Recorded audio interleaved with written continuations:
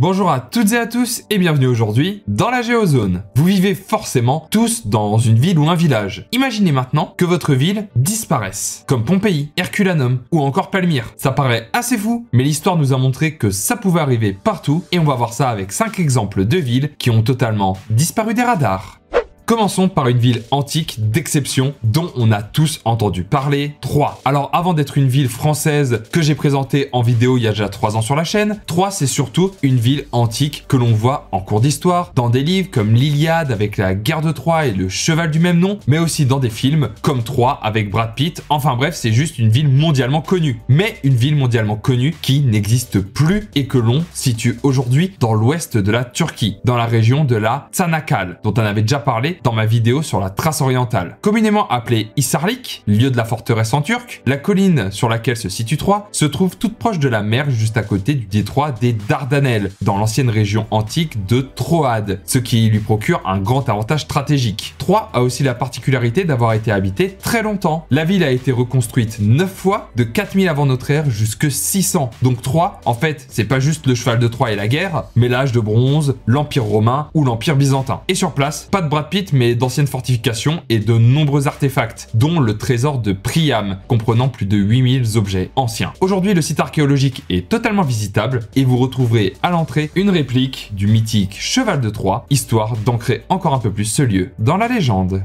Mais ce genre de ville antique, mythique, disparue, ça n'existe pas uniquement à l'étranger, mais aussi en France. Et quand on parle de ville antique et historiquement très importante en France, on pense tout de suite à Alésia. Mais si Alésia, on en a tous entendu parler dans nos cours d'histoire. La guerre des Gaules, Vercingétorix contre César, le siège, et pourtant, très peu de personnes savent où se trouve Alésia. Ou plutôt, le site de fouilles, car il n'y a aucun village du nom d'Alésia aujourd'hui en France. En fait, le lieu de ce siège a été pendant de très longues années sujet à débat. Depuis le 19e siècle, on propose des villes comme Alès dans le Doubs ou encore Izernore dans l'Ain. Cependant, ça a été prouvé dans les années 90 que l'endroit où a eu lieu le siège, c'est Alise-Sainte-Reine en Côte d'Or, pas loin de Dijon. On retrouve aujourd'hui à Alise-Sainte-Reine les vestiges de la ville qui sont totalement visitables, une statue de Vercingétorix érigée sous Napoléon III et surtout le musée au parc Alésia qui a été inauguré en 2012 et qui retrace l'histoire du siège du même nom avec des objets venant des fouilles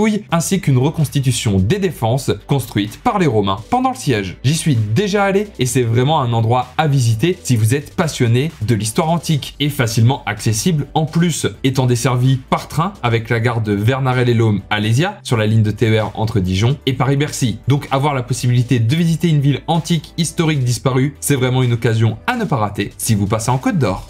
Continuons à présent avec une ville qui a disparu à cause d'un drame environnemental. Et ici, on ne va pas parler de Tchernobyl ou Fukushima, c'est bien trop connu, mais de Centralia, aux États-Unis. Centralia, c'est une ville minière de Pennsylvanie, comme il en existe énormément, et qui aura à son apogée en 1890 quelques 2800 habitants. Mais en 2002, le code postal de la ville est supprimé et cette dernière ne compte plus que 20 habitants. Qu'est-ce qui a bien pu se passer? Selon toute vraisemblance, en 1962, un feu accidentel a été déclenché dans une décharge de la ville, et ça s'est propagé dans la mine de charbon juste en dessous. Bonne nouvelle, les mines de la ville ont été fermées en 1960. Mauvaise nouvelle, c'est que le feu brûle toujours aujourd'hui, après 59 ans. Donc, mis à part le dégagement de gaz toxiques constants comme du CO2 ou du mercure, c'est aussi que ça fissure l'asphalte des routes en surface. Il aura quand même fallu 19 ans et 1981 pour que les États-Unis se rendent compte que c'est dangereux quand un gamin de 12 ans tombe dans une fissure de 46 mètres de profondeur dans l'arrière-cour de sa maison et décide en 1983 d'indemniser les habitants et de les reloger ailleurs. Une grande partie des résidents acceptent de partir, leurs maisons sont rasées et aujourd'hui à Centralia, on retrouve une église, un cimetière, la Graffiti Highway réalisée par des touristes et quelques autres bâtiments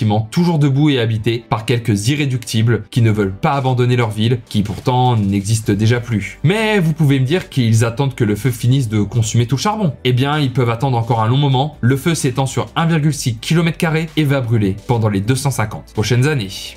Continuons en parlant cette fois-ci d'une vraie ville fantôme dont les bâtiments sont toujours debout. En Russie, Kadykchan. Cette ville se trouve dans l'oblast de Magadan, dans l'extrême orient du pays, dans la région de la Kolyma. On en avait parlé dans la vidéo sur la femme la plus malchanceuse de la planète, mais la Kolyma a été un maillon très important de l'archipel du goulag soviétique en permettant d'exploiter les richesses du sol dans des conditions totalement invivables. On parle d'un froid dépassant les -20 l'hiver et 10 à peine l'été, d'où la fameuse expression Kolyma Kolyma, au planètes enchantées, l'hiver a 12 mois, tout le reste, c'est l'été. Kadikchan a été construit par des prisonniers du goulag pour exploiter 2 mines de charbon voisines. La ville comptera jusque 10 000 habitants en 1986, mais la chute de l'URSS et une explosion tuant 6 personnes dans une des mines forcera le gouvernement à fermer définitivement cette dernière et à reloger ailleurs tout ce qu'il voulait.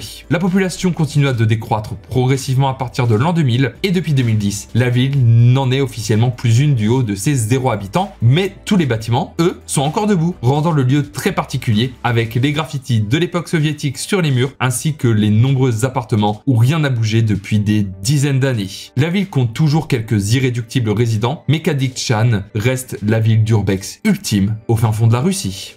Finissons cette vidéo en retournant en France pour découvrir un petit village disparu, celui de Géoffrécourt. Et pour ça, direction l'Aisne, l'un des départements français dont on parle le moins, à une vingtaine de kilomètres à l'est de Laon, en pleine campagne. Pendant longtemps, Géoffrécourt, c'est un hameau sans histoire, avec quelques petites fermes à gauche à droite, mais aujourd'hui, c'est une véritable ville fantôme, abandonnée dans la campagne picarde, avec ses immeubles d'habitation ternes et ses pavillons totalement vides. Vous pensez peut-être que cette ville fantôme est un projet immobilier qui a été abandonné. Et pourtant, il n'en est rien. Géoffrécourt est un village factice appartenant à l'armée et utilisé comme un centre d'entraînement aux actions en zone urbaine. En fait, le terrain du village a été acheté par l'armée fin du 19e siècle pour créer un champ de tir et de manœuvre. Et en 2008, le ministère de la Défense a décidé de créer une ville factice pour former les militaires contre la guérilla urbaine. En 2013, les travaux sont terminés et on retrouve à Géoffrécourt une gare, un centre commercial, un cimetière, un quartier pavillonnaire, des maisons sans toit pour que les instructeurs puissent observer l'agissement des soldats et un lieu de culte qui fait office à la fois d'église et de mosquée. Voici comment ce village sans histoire est devenu le théâtre d'une guerre factice et perpétuelle. Merci à tous d'avoir suivi cette petite vidéo sur des villes qui n'existent plus. J'espère que vous avez fait le plein de connaissances. N'hésitez pas à aimer et partager cette vidéo, ainsi que de venir me rejoindre sur mes réseaux sociaux et de venir me voir en live sur Twitch. Tous les liens sont dans la description. À la prochaine dans la Géozone. Ciao!